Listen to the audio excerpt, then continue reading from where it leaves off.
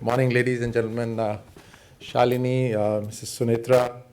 I notice a large number of family members here. When I say family, it's information service family actually.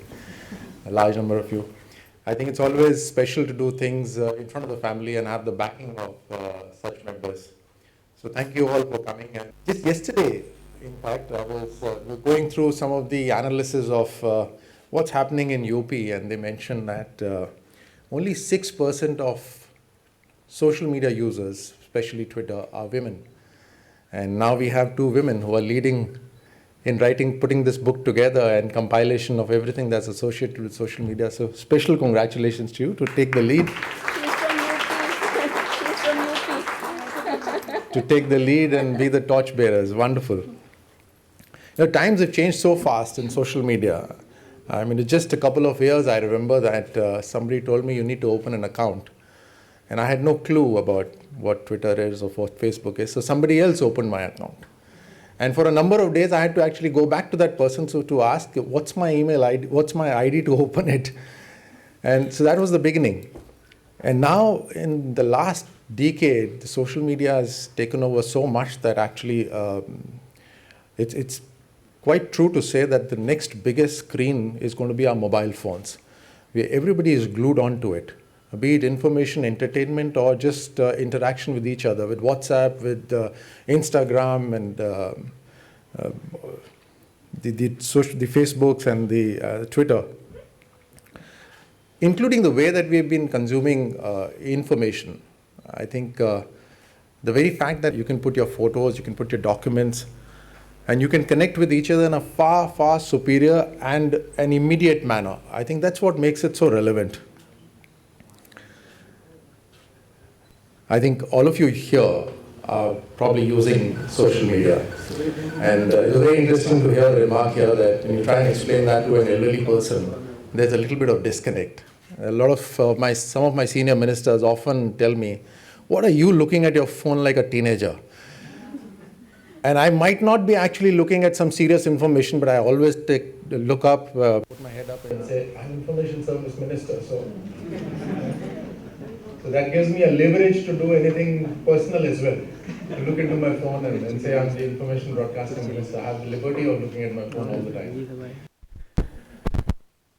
But I think social media is here to stay and it's going to grow, to the effect that the power of Twitter, Facebook is so much now that the news broadcasters who actually were leading the whole information campaign, if I were to say, now are following social media. The truth which is there in social media is so strong, or the factual information which is there in social media is so strong, that perforce the print and the television channels have to follow it. And that's the pressure which happens in the boardrooms in the morning, 10 o'clock or 11 o'clock meeting that these channels have, as to what is it that they're going to run in the evening. That is so much dictated by social media now. And in fact, in one of the interactions, I mentioned that these are the days when government or anyone cannot actually hide information. You have to put the information out. In fact, one of the terms that we used was, either you share or you die. So if you don't share, it's literally going to be death, because there is going to be information in social media. It may not be true information, it may not be factual information, and therefore you have to put an effort to put the correct information outside. So Twitter is hungry for information. And whether it's false or it's correct, it is hungry for information. The people are going to feed information into it. And so the right thing to do for all government institutions, agencies, is to put out a factual report there, and you cannot hide it any longer. Also, I realize that the government is adapting to the social environment. We've been repeatedly laying emphasis on the social media. We've been having workshops for social media.